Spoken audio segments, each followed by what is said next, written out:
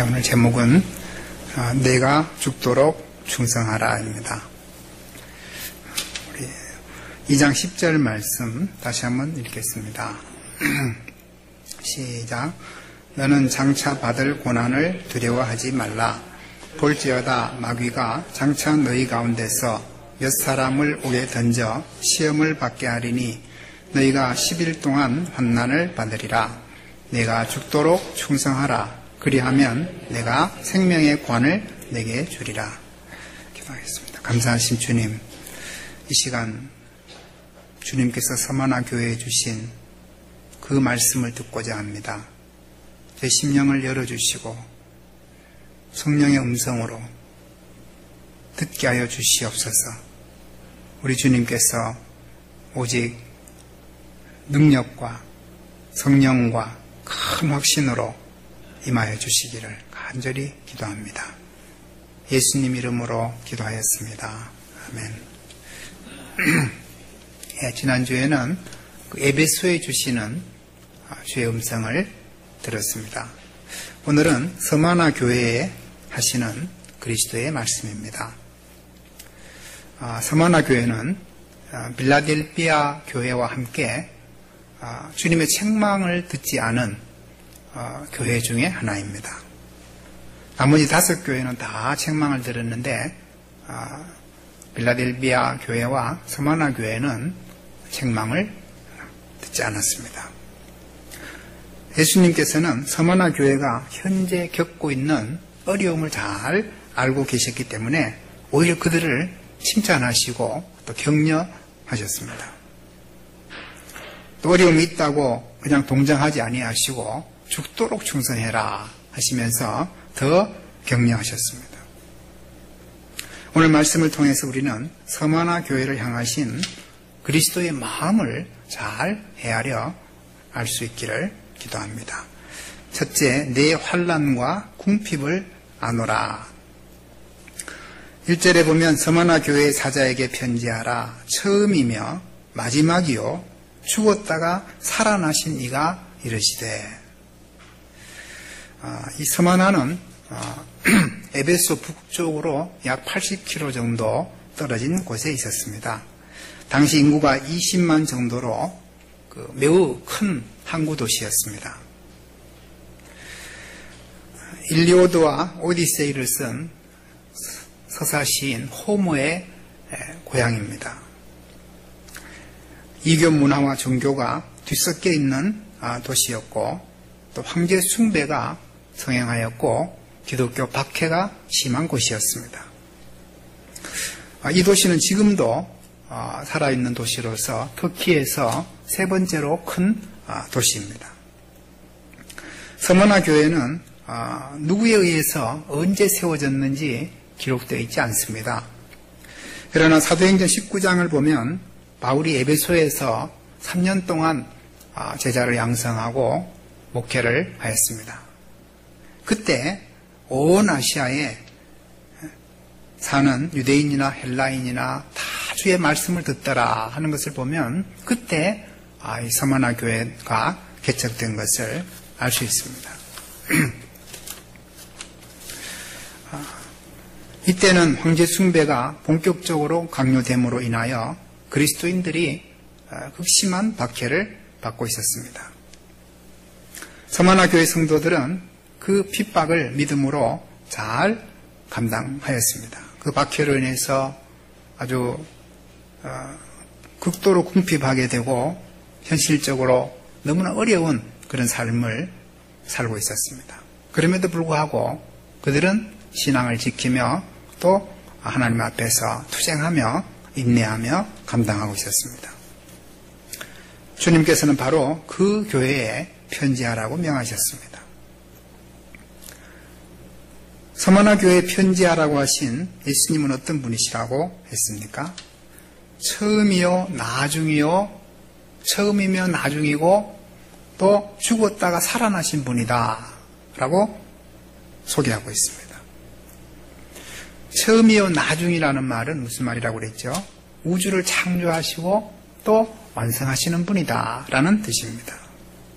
그리스도는 인류 역사를 시작하신 분이시고 또 완성하시는 분이십니다.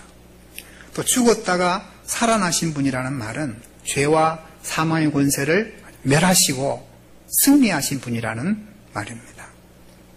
요한이 예수님을 이렇게 소개하는 것은 환난과 핍박 가운데 있는 그 서마나 교회 성도들에게 큰 위로와 힘을 주시는, 또 궁극적으로 승리를 주시는 그리스도를 바라보도록 하기 위함입니다. 그러면 서마나 교회에 주신 말씀이 무엇입니까? 9절을 보십시오. 내가 네 환난과 궁핍을 알거니와 실상은 네가 부요한 자라. 자칭 유대인이라 하는 자들의 비방도 알거니와 실상은 유대인이 아니요 사탄에 해당이라. 예수님은 제일 먼저 내가 안다. 내가 너의 궁핍과 환난을 내가 안다라고 말씀하셨습니다. 에베소 교회에 대하여 편지를 쓰실 때도 너희의 행위와 수고와 인내를 내가 안다라고 말씀하셨습니다. 우리가 현재적으로 고난을 당하지만 누군가 내 고난을 알아준다는 것을 알고 있을 때 우리 그 고난을 감당할 수 있는 힘과 용기가 솟아납니다. 나는 죽도록 고생하는데 아무도 안 알아준다면 그 고난을 감당할 힘이 없어집니다. 우리 그리스도인들은 많은 고난을 받지만 그 고난을 능히 감당할 수 있는 것은 주님께서 우리가 받고 있는 그 고난을 다 알아주시기 때문입니다. 그런 당시에 어떤 어려움을 겪고 있었습니까? 내 환난과 궁핍을 내가 안다. 이 환난이라는 말은 아주 무거운 그 물건 밑에 짓눌려서 아주 부서지는 그런 고통을 겪는 것을 의미하는 단어입니다. 이들은 예수를 믿는다는 이유로부터 외부로부터 엄청난 그런 박해와 고통을 받고 있었습니다. 궁핍이란 상대적인 어떤 가난함이 아니라 아주 절대적인 빈곤, 굶주림을 가리키는 말입니다.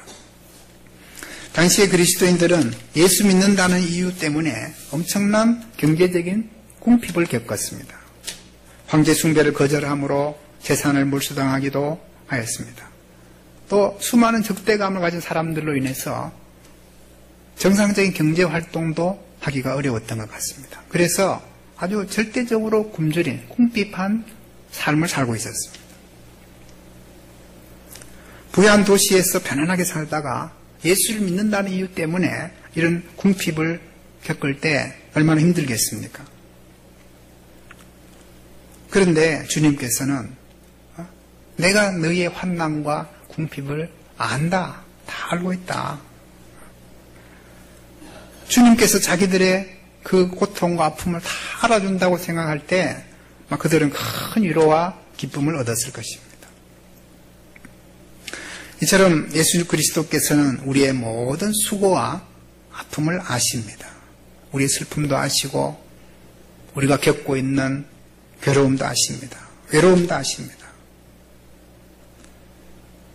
주님께서 나의 수고를 알아주신다는 사실을 늘 인식하고 있을 때 우리는 큰 힘을 얻습니다.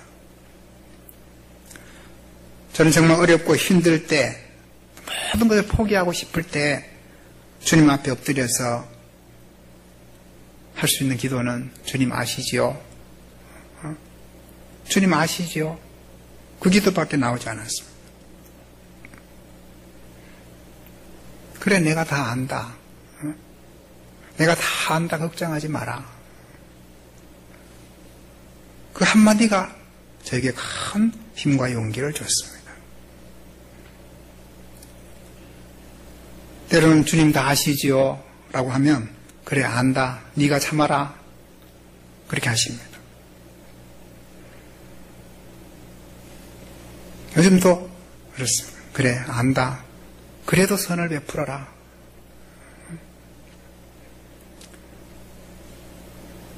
주님은 그 택하신 백성들의 고통과 상처와 아픔을 다 알고 계십니다. 내가 처음부터 다 알고 있다. 네가 당하는 운통함도 알고 너의 눈물도 알고 너의 고통도 알고 억울함도 안다. 울음소리조차 크게 내지 못하고 남 모르게 부르짖는 너의 모든 아픔을 내가 안다.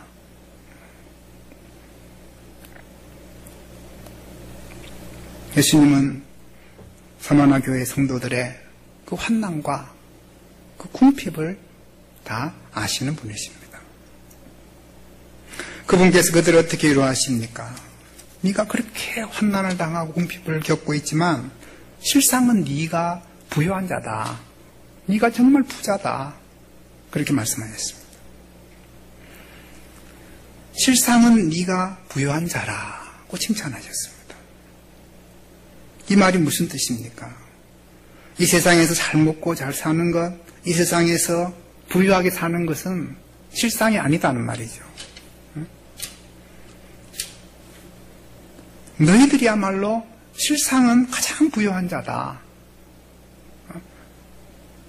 다른 사람들은 다 허상이고 너희가 실상이다. 너희가 부유한 것이 실상이다. 그렇게 말씀하셨습니다. 이들이야말로 하나님 앞에서 가장 부유한 자이기 때문입니다. 이 세상에서 가장 부유하신 예수 그리스도를 이 사람들은 소유하고 있었습니다. 예수님은 우리를 부유하기 위해서 가난하게 되신 분이십니다. 이 서머나 교회 성도들은 그리스도의 가난에 동참함으로써 예수님의 그 부유하심을 다 누리고 있었습니다. 예수님을 소유하고 있기 때문에 그들이 이 세상에서 가장 부유한 자가 되었고 하나님 앞에서 가장 부유한 자가 되었습니다. 또 주님께서 무엇을 안다고 하셨습니까? 자칭 유대인이라 하는 자들의 회방을 내가 안다. 서머나에는 유대인들이 많이 살고 있었는데 유대인들이 오랫동안 그곳에 정착을 하다 보니까 사회적으로 굉장히 높은 그런 위치에 올라 있었습니다. 이들은 그리스도인들을 핍박하였습니다. 자기들만 구원받아야 되는데 이방인들에게도 복음을 전하고 이방인들도 구원을 받을 수 있다고 하는 그 기독교를 이들은 영접하지 않았습니다.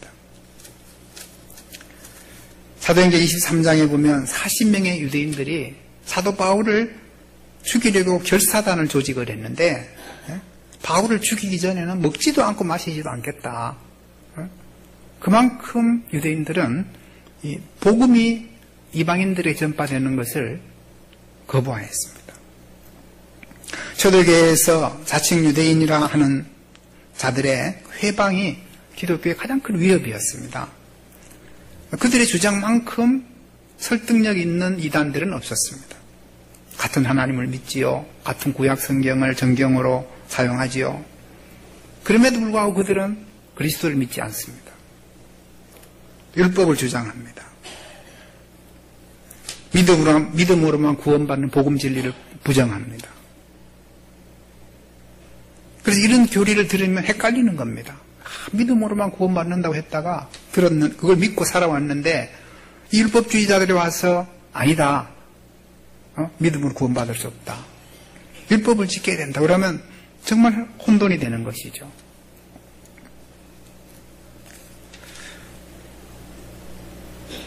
당시 유대인들은 사회적으로 높은 신분을 가지고 있었기 때문에 로마 관리들을 충동질을 해서 기독교인들을 아주 힘들게 박해하는 데 앞장섰습니다.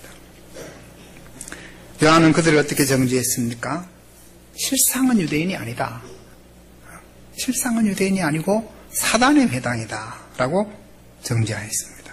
자신들은 여호와의 총회고 유대인이고 하나님 택한 백성이라 하지만 실상은 그게 아니다. 사단의 자식들이다. 사단의 모입니다. 참유대인이란 혈통에 의한 것이 아니고 하나님 택하심의 은혜로 되는 것이잖아요. 야곱과 에서가 똑같은 아브람, 이삭의, 리브가의 아들이지만 하나님의 택하심의 은혜로 야곱이 하나님의 백성이 되었습니다. 그것처럼 택하심의 은혜로 하나님의 백성이 되는 것이지 참 유대인이 되는 것이지 혈통으로 되는 게 아니라는 것이죠. 그럼에도 불구하고 그들은 아브라함의 자손이다. 우리만 구원받을 수 있다. 하나님 우리 하나님이다. 그렇게 주장하는 것은 다 사단의 역사라는 것입니다.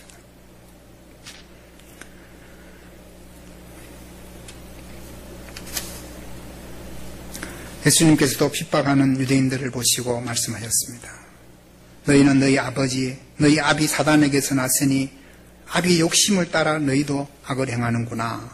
사단은 처음부터 살인자요 진리가 그 속에 없으므로 거짓을 말한다. 내가 진리를 말하지만 너희가 나를 믿지 아니하니 너희가 듣지 아니함은 하나님께 속하지 않았기 때문이다. 그래서 하나님 교회를 핍박하는 사람들의 그 배후에는 항상 사단이 역사하고 있다는 것입니다. 그러므로 우리가 환난을 당하고 또 핍박을 당할 때 단순하게 사람들로 인해서 받는 그런 고통이다라고 생각해서는 안 되고 그 배후에 사단이 역사하고 있다는 사실을 우리는 인식하고 대적해야 됩니다. 그러지 아니하면 우리는 자꾸 사람들과 다투게 되고 사람들과 싸우게 되고 사람들로 인해서 괴로움을 당하게 됩니다. 우리의 싸움은 혈과 육의 싸움이 아니라 공중의 권세 잡은 이 마귀와의 싸움입니다. 그래서 믿음으로 사단을 대적하고 또 사단이 파놓은 함정에 빠지지 말아야 됩니다. 둘째로 네가 죽도록 충성하라 그랬습니다. 주님께서 이제 구체적으로 그들에게 권면했습니다. 10절에 보면 너는 장차 받을 고난을 두려워하지 마라. 볼지어다 마귀가 장차 너희 가운데 몇 사람을 옥에 던져 시험받게 하리니 너희가 10일 동안 환난을 받으리라.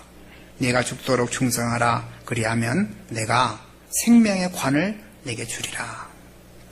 주님께서는 그들에게 장차 받을 고난을 두려워하지 말라고 그랬습니다.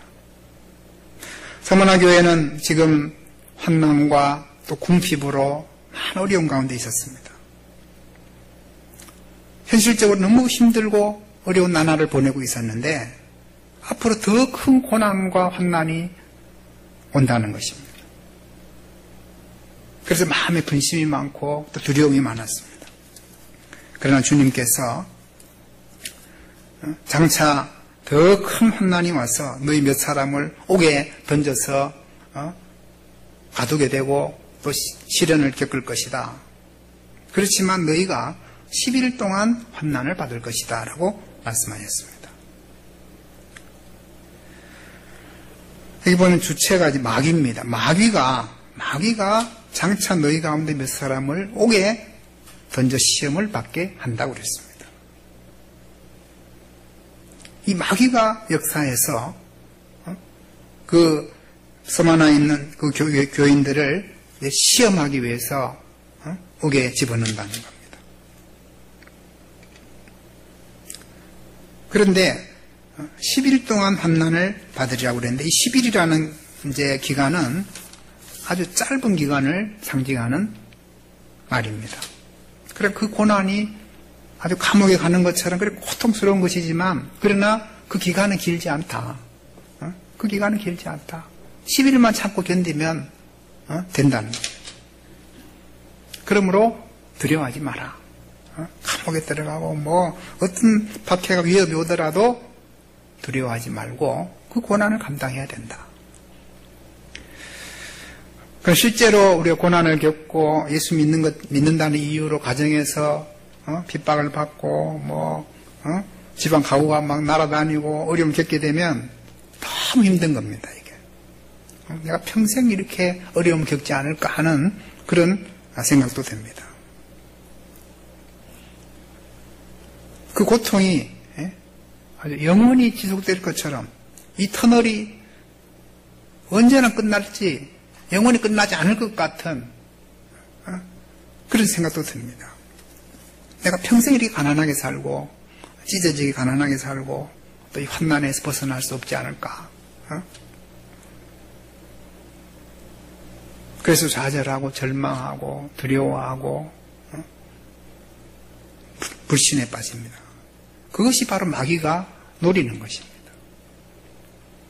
그러나 주님께서는 그 고난이 잠시 잠깐이다 라고 말씀하십니다.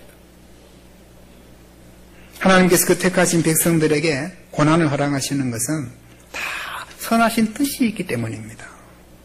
하나님께서 우리를 고난의 풀무 가운데 두시는 것은 우리의 믿음을 연단하시기 위함입니다. 우리의 신앙은 고난을 통하지 않고는 절대로 성장하지 않습니다. 여러분 자신을 한번 돌아보십시오. 고난이 없던 기간에 여러분의 신앙이 성장했습니까?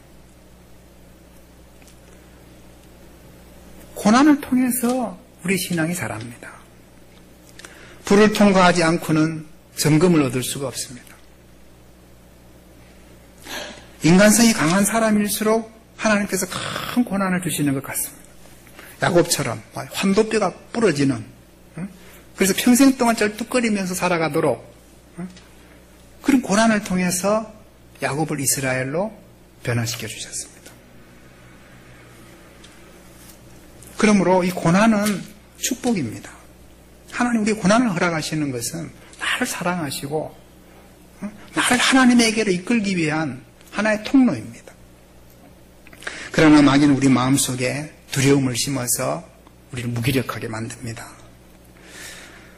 사람들이 실패하는 것을 보면 두려움 때문에 그런 경우가 많습니다.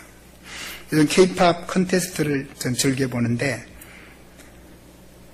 아주 연습을 열심히 하고 실력도 대단한데 실패하는 경우를 보면 되게 두려움 때문에 자신감이 부족해서 또 두려워하다 보면 가사도 잊어버리고 박자도 놓치고 완벽하게 준비한 퍼포먼스가 다 이제 무위로 돌아가 버립니다. 우리의 영적인 이 싸움도 마찬가지입니다. 이 마귀가 심어주는 그 두려움을 물리쳐야 됩니다. 우리 두려움에 사로잡히게 되면 영역을 다 빼앗겨 버립니다. 우리의 재능도 다 빼앗아가 버립니다.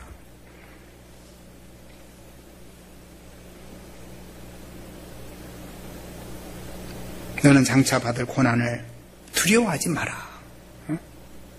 두려움을 우리 물리쳐야 됩니다. 사단은 고난을 통해서 우리를 넘어뜨리고 하나님에게서 멀어지게 합니다. 그러나 하나님께서는 고난을 통해서 우리의 믿음을 연단하시고 우리가 더 하나님께 가까이 나오게 하십니다. 고난을 통해서 우리의 믿음을 성장시켜 주십니다. 그러므로 고난은 우리의 믿음을 자라게 하시고 하나님께 더 가까이 나오게 하시는 은혜의 통로라는 사실을 우리는 영접해야 됩니다. 또 주님께서 말씀하셨습니다. 두려워하지 않는 것으로 마귀를 이길 수 없고 두려움을 극복하고 적극적으로 해야 할 일이 있는데 그게 무엇입니까? 네가 죽도록 충성하라는 것입니다. 죽도록 충성하라는 겁니다. 누구에게 충성하는 것입니까? 우리가 충성해야 할 대상은 우리의 대장 되신 예수 그리스도이십니다. Loyalty to the Christ, Jesus Christ. 마귀가 장차 그들을 옥에 던져 넣을지라도 주님에 대한 충성심은 변함이 없어야 된다는 겁니다. 죽기까지 충성하라는 말은 어떤 고난이 오더라도 주님에 대한 그 신앙의 절개를 굽히지 말라는 것입니다. 또 적당히 하게 충성하는 게 아니고 죽기까지 온전히 충성해라 하는 뜻이죠.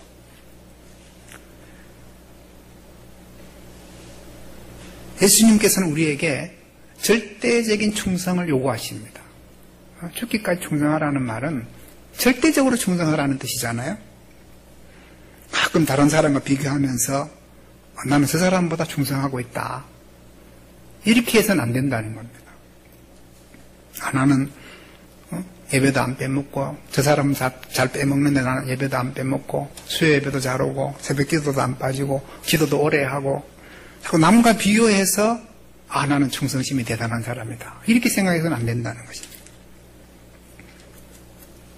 우리 각 사람이 주님 앞에서 주님께 절대적으로 충성하는 것입니다. 충성이란 나와 주님과의 관계 속에서 요구되는 성품입니다. 그래서 예수님께서 베드로 부활하신 후에 베드로를 다시 이제 부르셨을 때 나를 따르라고 하니까 베드로가 저 요한은 어떻게 됩니까? 요한은 왜 따르라고 안 합니까? 그러니까 예수님이 그 사람이 어찌 되든지 너는 나를 따르라. 그렇게 말씀하셨습니다.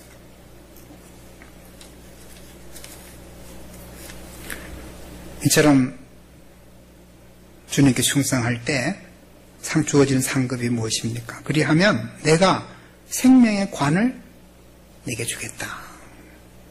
죽도록 충성하는 자에게는 생명의 면류관을 주십니다. 이 면류관을 받을 때 챔피언이 되기 위해서 그동안 수고한 모든 고통과 고난을 다 잊어버릴 만큼 기쁨에 넘치게 됩니다.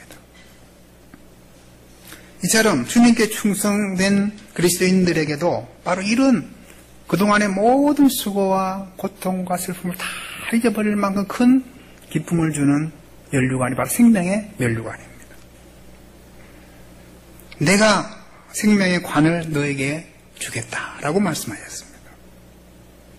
충성한, 죽기까지 충성한, 죽도록 충성한 자에게 영원한 생명의 면류관을 씌워주는 것이 가장 합당한 보상입니다.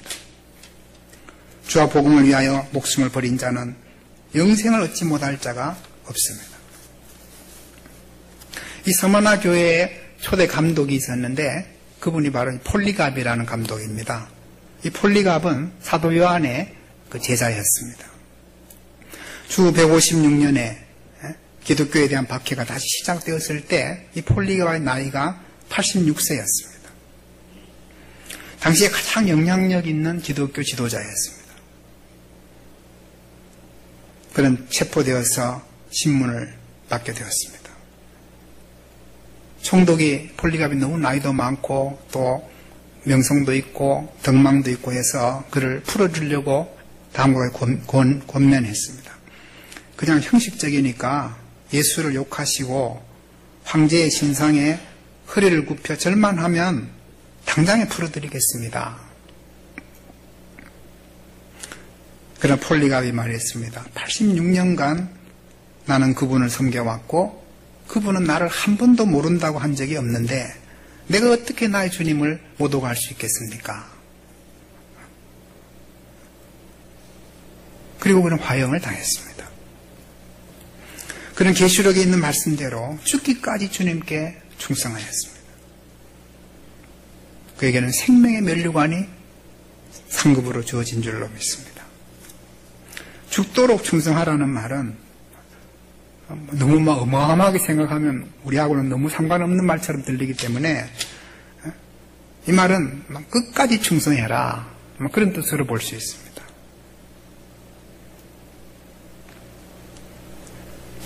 생애가 다할 때까지 변함없이 충성해라. 젊었을 때는 어떤 사람 젊었을 때 내가 힘을 다하여 하나님 충성했으니까 이제 나이도 들었으니까 이제 좀 쉬어도 되겠다. 라고 생각을 합니다. 어떤 분은 젊어서 내가 헌금을 많이 했으니까 이제는 11조 안 해도 되겠다. 라고 생각하는 사람도 있었습니다. 이런 자세는 충성된 자세가 아닙니다. 죽도록 충성하라는 말은 한결같이 변함없이 꾸준하게 인내심을 가지고 충성하는 것입니다. 충성이라는 말이 한자로 보면 재미있습니다. 충자는 가운데 중자 밑에 마음 심자가 붙은 게 충입니다. 성자는 말씀 언변의 이룰 성이 성입니다. 마음의 중심을 다해서 하나님 말씀을 순종하는 것, 이루는 것, 그게 충성입니다.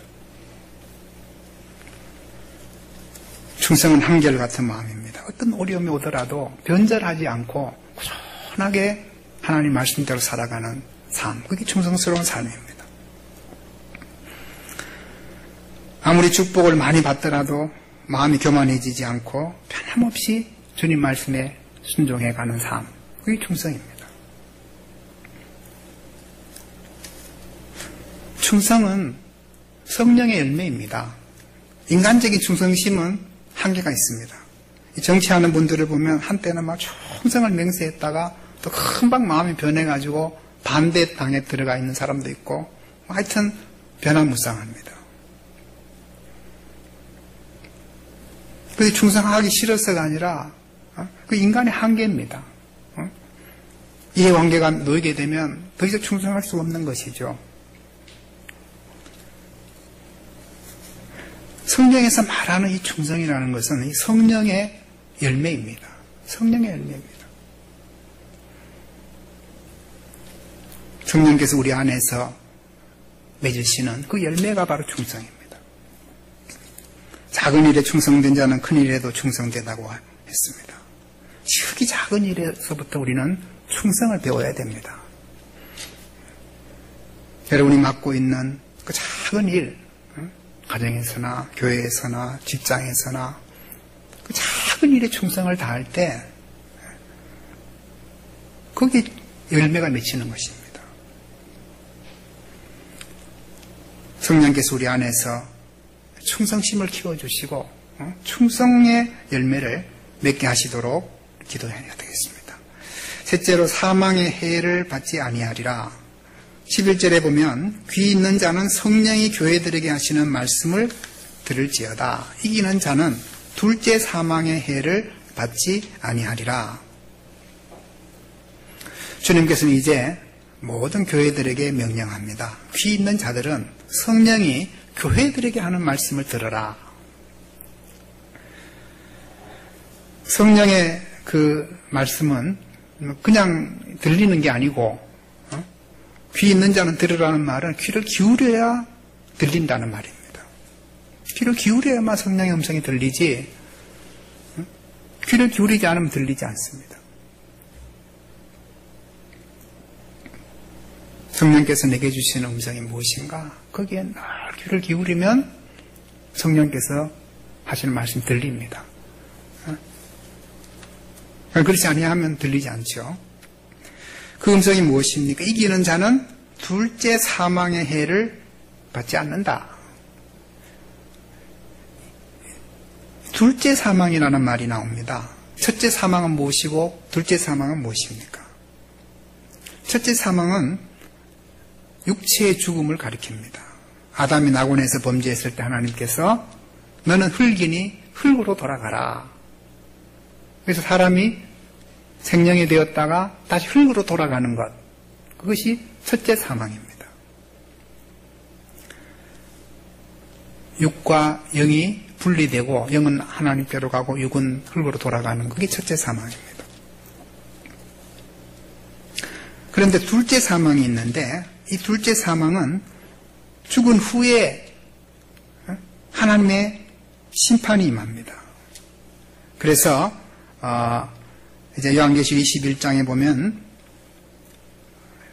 각 사람 행한 대로 심판을 받는데 두려워하는 자들과 믿지 않는 자들과 흉악한 자들과 살인자들과 음행자들과 점술가들과 우상숭배자들과 거짓말하는 자들은 불과 유황으로 타는 못에 던져지리니 이것이 둘째 사망이라 그랬습니다.